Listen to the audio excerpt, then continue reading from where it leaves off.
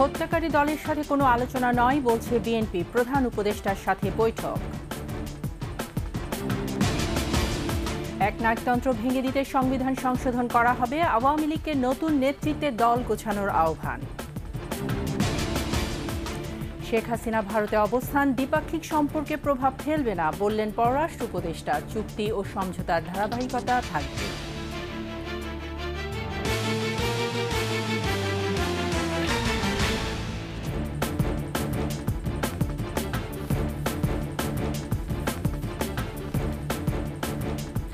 শুনছিলেন first security ইসলামী bank PLC সংবাদ শিরোনাম। আমন্ত্রণ ২১ সংবাদে, সাথে আছি আমি তাইজিন রহমান। দর্শক, ২১ টেলিভিশনের সংবাদ একই সাথে সরাসরি দেখতে পাবেন আমাদের ফেসবুক পেজ www.facebook.com/2124 অনলাইনে। হত্যাকারী দলের সঙ্গে কোনো আলোচনা চায় না বিএনপি। সংখ্যালঘু নিপীড়নের মিথ্যা ফাঁদ পেতে দেশের স্বাধীনতাকে নষ্ট করতে বিদেশ থেকে ষড়যন্ত্র চলছে বলেও দাবি করেন দলটি। অন্তর্বর্তী সরকারের প্রধান উপদেষ্টা অধ্যাপক ডক্টর মোহাম্মদ ইউনূসের সঙ্গে বৈঠকের পর এসব কথা জানান বিএনপি মহাসচিব। বিএনপি ছাড়া আরও বেশ কয়েকটি দলের সঙ্গে বৈঠক করেন প্রধান উপদেষ্টা। শিউলি শবনমের সহায়তায় রিপোর্ট দুলি মল্লিকের। অন্তর্বর্তী সরকারের প্রধান উপদেষ্টা হিসেবে দায়িত্ব নেয়ার পর প্রথমবারের মতো বিভিন্ন রাজনৈতিক দলকে আমন্ত্রণ জানান অধ্যাপক ডক্টর মোহাম্মদ ইউনূস। এরই ধারাবাহিকতায় বিকেলে রাষ্ট্রীয় অতিথি ভবন যমুনায় যায় বিএনপির প্রতিনিধি দল। প্রধান উপদেষ্টার সঙ্গে বৈঠক শেষে সাংবাদিকদের ব্রিফ করেন দলের মহাসচিব মির্জা ফখরুল ইসলাম আলমগীর। জানান, ভারতে পালিয়ে গিয়েও সংখ্যালঘু সহ নানা ইস্যুতে দেশের স্বার্থবিরোধী কার্যক্রমে তৎপর হত্যাকারী দল। আমরা একটা কথা খুব স্পষ্ট করে বলেছি, এখানে এই যে তথাকথিত আপনার মাইনরিটির ওপরে অত্যাচার নির্যাতনের যে একটা গল্প ফাঁদা হয়েছে, সেই গল্পটা পুরোপুরিভাবে উদ্দেশ্যমূলক এবং বাংলাদেশকে মেলাইন করা, এই সরকারকে মেলাইন করা, ছাত্র জনতার আন্দোলনকে একেবারে নস্যাৎ করে দেওয়ার আরেকটি চক্রান্ত। এ দলটির বিরুদ্ধে ব্যবস্থা নেওয়ার পাশাপাশি অন্তর্বর্তী সরকারকে কথা না বলার পরামর্শ দেন তিনি। খুবই দুর্ভাগ্যজনক যে এত হত্যা, এত নির্যাতন, এত নিপীড়ন এবং এতগুলো ছাত্রকে হত্যা করা, শিশুকে হত্যা করার পরেও সেই দলটি আবারও তারা বিভিন্ন রকমভাবে কথা বলছে যা বাংলাদেশের মানুষের স্বার্থের বিরুদ্ধে। আমরা মনে করি যে এই সরকারের এই বিষয়ে পদক্ষেপ নেওয়া দরকার। গ্রহণযোগ্য ও সুষ্ঠু নির্বাচনের জন্য সরকারকে সময় দেওয়ার কথাও জানান। যে নির্বাচনের জন্য উপযুক্ত পরিবেশ তৈরি করতে আমরা তাদেরকে সেই সময় তো অবশ্যই দিয়েছি। বিএনপির পর জামাতে ইসলামী দলের সঙ্গে বৈঠক করেন প্রধান উপদেষ্টা। এরপর এবি পার্টি, ইসলামী আন্দোলন ও গণ অধিকার পরিষদের প্রতিনিধি দলের সঙ্গে বৈঠক করেন প্রধান উপদেষ্টা। দুলি মল্লিক, ২১ টেলিভিশন। পাল্টা অভ্যুত্থানের চক্রান্তের বিষয়ে আওয়ামী লীগের প্রতি হুঁশিয়ারি দিলেন স্বরাষ্ট্র উপদেষ্টা অবসরপ্রাপ্ত brigadier general M Sakhawat Hossain. তিনি বলেছেন, ক্ষমতাচ্যুতরা আবারও বিভিন্ন জায়গায় সংঘটিত হওয়ার চেষ্টা করছে। আওয়ামী লীগকে পুনর্গঠিত করার আহ্বান জানান এম সাখাওয়াত হোসেন। বলেন, সাবেক প্রধানমন্ত্রী শেখ হাসিনাকে কেউ দেশ থেকে বের করে দেয়নি, তিনি স্বেচ্ছায় চলে গেছেন। সংখ্যালঘুদের নিরাপত্তা নিশ্চিতেরও আশ্বাস দেন স্বরাষ্ট্র উপদেষ্টা। মানিক শিকদারের রিপোর্ট। আহত আনসার সদস্যদের দেখতে সোমবার সকালে সম্মিলিত সামরিক হাসপাতালে যান স্বরাষ্ট্র উপদেষ্টা। সে সময় তাদের উন্নত চিকিৎসার নির্দেশনা দেন তিনি। সাংবাদিকদের মুখোমুখি হয়ে গণ অভ্যুত্থান ঘিরে হতাহতের নানা তথ্য তুলে ধরেন। যাদের হাতে এই আনঅথরাইজড ওয়েপন আছে, আগামী 7 দিনের মধ্যে তারা নির্দিষ্ট থানায় জমা দেবেন। যদি জমা না দেন তাহলে 2টা চার্জ লাগবে। একটা হচ্ছে অবৈধ ওয়েপন, আর একটা হচ্ছে সরকারি নিষিদ্ধ ওয়েপন আপনাদের হাতে।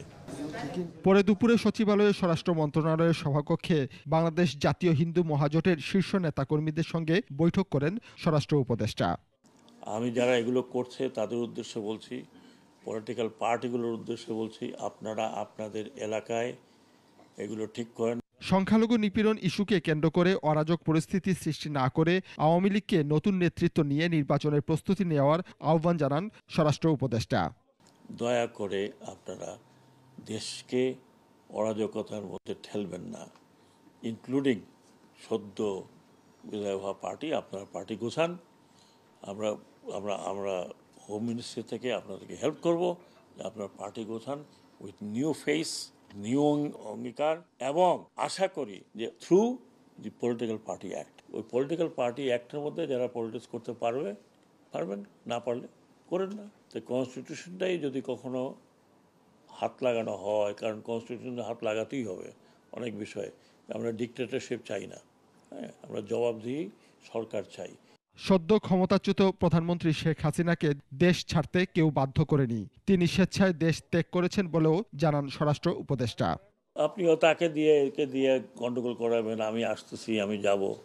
আপনি আসবেন, আপনার দেশ, আসেন না কেন? মানিক শিকদার, 21 টেলিভিশন, ঢাকা। পদত্যাগের পর শেখ হাসিনা ভারতে অবস্থান করলেও দেশটির সাথে সম্পর্ক অবনতির সুযোগ নেই বলে জানিয়েছেন পররাষ্ট্র উপদেষ্টা তৌহিদ হোসেন। ঢাকায় অবস্থানরত বিদেশি কূটনীতিকদের রাষ্ট্রীয় অতিথি ভবন পদ্মায় ব্রিফিংয়ে তিনি এসব কথা বলেন। আদিত্য মামুনের রিপোর্ট। চলমান পরিস্থিতি নিয়ে অন্তর্বর্তী সরকারের এটাই প্রথম কূটনৈতিক ব্রিফ। রাষ্ট্রীয় অতিথি ভবনে ঢাকায় নিযুক্ত ভারত, যুক্তরাজ্য, যুক্তরাষ্ট্র, রাশিয়া, চীন, ইতালি, অস্ট্রেলিয়া এবং ইউরোপীয় ইউনিয়ন সহ 36টি দেশ ও সংস্থার প্রতিনিধিরা যোগ দেন। কূটনৈতিকদের অন্তর্বর্তী সরকার গঠনের প্রক্রিয়া জানানোর পাশাপাশি সার্বিক পরিস্থিতিও তুলে ধরেন পররাষ্ট্র উপদেষ্টা। এ সময় তিনি জানান, আইন শৃঙ্খলা স্বাভাবিক করাই এখন সবচেয়ে গুরুত্বপূর্ণ বিষয়। মানবাধিকার, বিদেশি বিনিয়োগ, রোহিঙ্গা পরিস্থিতি নিয়েও কথা হয় বৈঠকে। এসব নিয়ে ইতিবাচক মনোভাবও জানান কূটনীতিকরা। The current situation of Bangladesh, I just want to say, it is internal affair of Bangladesh.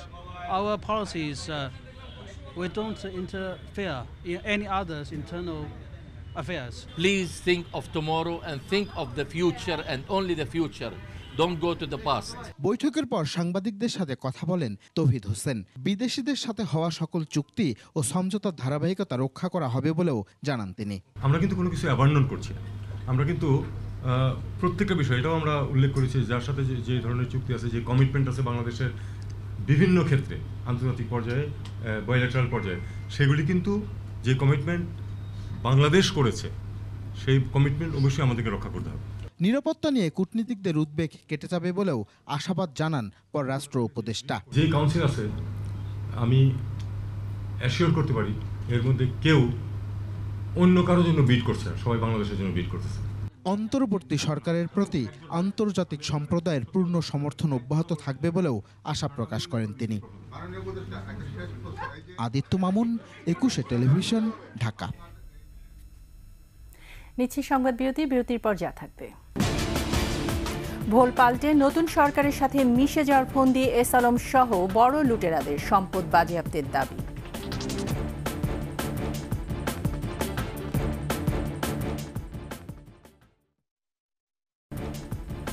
আবার আমন্ত্রণ 21 সংবাদে। ভোল পাল্টে নতুন সরকারের সাথে মিশে যাওয়ার ফন্দি এঁটেছে এস আলম সহ হাসিনা আমলের বড় বড় লুটেরারা। তবে ছাত্র জনতার দাবি, শেখ হাসিনা পালালেও লুটেরারা টিকে গেলে বিপ্লব ব্যর্থ হয়ে যাবে। অবিলম্বে এদেরকে বিচারের আওতায় এনে সম্পদ বাজেয়াপ্ত করতে হবে। মেহেদী হাসানের রিপোর্ট। সাইফুল আলম মাসুদ চট্টগ্রাম ভিত্তিক প্রতিষ্ঠান এস আলম গ্রুপের এই কর্ণধার ছিলেন শেখ হাসিনার গেল 16 বছরের স্বৈরশাসনের সবচেয়ে বড় অলিগার্ক। তবে সরকার পরিবর্তনের সাথে সাথেই তাদের ভুল পাল্টাতে সময় লাগেনি। ডক্টর ইউনূসের নেতৃত্বাধীন অন্তর্বর্তী সরকারকে স্বাগত জানিয়ে বিভিন্ন পত্রিকায় বিজ্ঞাপন দিয়েছে তারা। যদিও সরকার এরই মধ্যে এ ধরনের বিজ্ঞাপন প্রচার না করার ব্যাপারে নির্দেশনা জারি করেছে। এর আগে শেখ হাসিনা জামানার 16 বছরে তার আশীর্বাদ দিয়ে ব্যাংক, বিমা ও আর্থিক খাতে লুটপাটের অন্যতম হোতা ছিল এই এস আলম গ্রুপ। তাদের প্রত্যক্ষ ও পরোক্ষ মালিকানা আছে ইসলামী ব্যাংক সহ 8টি ব্যাংক, কয়েকটি বিমা কোম্পানি ও ব্যাংক বহির্ভূত আর্থিক প্রতিষ্ঠান। এসব প্রতিষ্ঠানের পাশাপাশি বিভিন্ন ব্যাংক, বিমা, আর্থিক প্রতিষ্ঠান থেকে নামে বেনামে ঋণের নামে টাকা লুটপাট করেছে এ প্রতিষ্ঠান। কেন্দ্রীয় ব্যাংক সূত্রে জানা গেছে তাদের মোট ঋণ 1.5 লাখ কোটি টাকারও বেশি। পট পরিবর্তনের পর এরই মধ্যে প্রতিষ্ঠানটির 848 কোটি টাকা বেনামি ঋণ আটকে দিয়েছে ইসলামী ব্যাংক। 2017 সালে এস আলম ব্যাংকটি দখল করার পর অন্যায়ভাবে চাকুরিচ্যুতদের ফিরিয়ে আনা হয়েছে। পাশাপাশি তাদের নিয়োগকৃত কর্মকর্তা কর্মচারীদেরও এখন আর ঢুকতে দেওয়া হচ্ছে না বেসরকারি খাতের শীর্ষ এই ব্যাংকটিতে। বিক্ষুব্ধ ছাত্র জনতা বলছে, শুধু ইসলামী ব্যাংকই নয়, এই বর্ণচোরাদের সব জায়গা থেকে সমূলে উৎপাটন করে বিচারের আওতায় আনতে হবে। যখন আমরা নতুন করে দেশ স্বাধীন করেছি, স্বৈরাচারের পতন ঘটিয়েছি, তখন অনেকেই ব্যানার পরিবর্তন করে আমাদের সাথে মিশে যাওয়ার চেষ্টা করছে। আমরা এদের বিরুদ্ধে অত্যন্ত সচেতন। যারা ভুল পাল্টেছে তাদের ব্যাপারে হচ্ছে বিচার, আমরা তদন্ত সাপেক্ষে বিচার করার জন্য আহ্বান জানাচ্ছি এবং আমাদের যারা বন্ধু বড় ভাইরা এখন আজকে এই সরকার গঠনের অংশগ্রহণ করেছে তাদেরকে বলবো যে তারা যেন হুঁশিয়ার থাকে এই সকল সুবিধাভোগীদের কাছ থেকে। যারা ঋণের নামে ঋণ খেলাপি করেছে তদন্ত এবং আপিল বিভাগের মাধ্যমে সুষ্ঠু তদন্ত করে বের করে তাদেরকে অবশ্যই বিচারের আওতায় নিয়ে এসে এবং লুটপাটের টাকাগুলো বাংলাদেশে ফেরত নিয়ে আসা হবে। এদিকে বিভিন্ন গণমাধ্যমে প্রকাশিত প্রতিবেদন অনুযায়ী শুধু সিঙ্গাপুরেই $1 বিলিয়ন বেশি মূল্যের সম্পদ আছে এস আলমের। আরও কয়েকটি দেশে ছড়িয়ে ছিটিয়ে আছে তাদের সম্পদ, যার সবটাই দেশ থেকে পাচার করে নিয়ে যাওয়া। লুটে নেওয়া এসব সম্পদ অবিলম্বে বাজেয়াপ্ত করার দাবি গণ অধিকার পরিষদের। তারা একদিক থেকে ব্যাংক থেকে ঋণ নিয়েছে এবং এই ঋণ পরিশোধ না করে সেটি আসলে সেই টাকা শেখ হাসিনাকে দিয়েছে যাতে করে তারা তাদের ব্যবসাকে প্রসার করতে পারে। সুতরাং এস আলম বলেন, সামিট গ্রুপ বলেন, এই প্রতিষ্ঠানগুলোকে সরকারিভাবে নিয়ন্ত্রণ করতে হবে। নতুন যে সরকার বাজেয়াপ্ত করে এটিকে আপনার সরকারিভাবে নিয়ন্ত্রণ করতে হবে এবং সরকারের সম্পদ হিসেবেই ঘোষণা করতে হবে। কারণ তারা এই যে সম্পদের যে অঢেল যে সম্পদ তারা গড়ে তুলেছে এটি কিন্তু তাদের টাকায় না, এটি জনগণের টাকায়। 21 টেলিভিশন সহ বেশ কয়েকটি গণমাধ্যমও অবৈধভাবে দখল করে নিয়েছিল এস আলম গ্রুপ।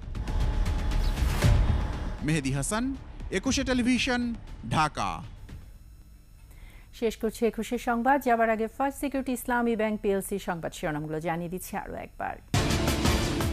হত্যাকারী দলের সাথে কোনো আলোচনা নয় বলছে বিএনপি, প্রধান উপদেষ্টার সাথে বৈঠক।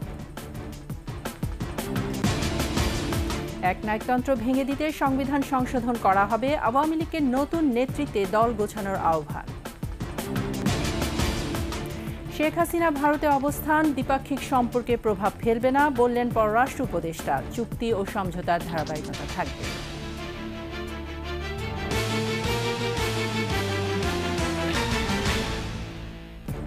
সর্বশেষ সংবাদ জানতে ডায়াল করুন 2021 নম্বরে আর ভিজিট করুন 21-tv.com এই ওয়েবসাইটে। এছাড়া ফেসবুকে ভিজিট করতে পারেন www.facebook.com/2124 অনলাইনে। এতক্ষণ সঙ্গে থাকার জন্য ধন্যবাদ। পরবর্তী সংবাদ 10টা 55 মিনিটে দেখার আমন্ত্রণ রইল। 21-এর সাথেই থাকুন।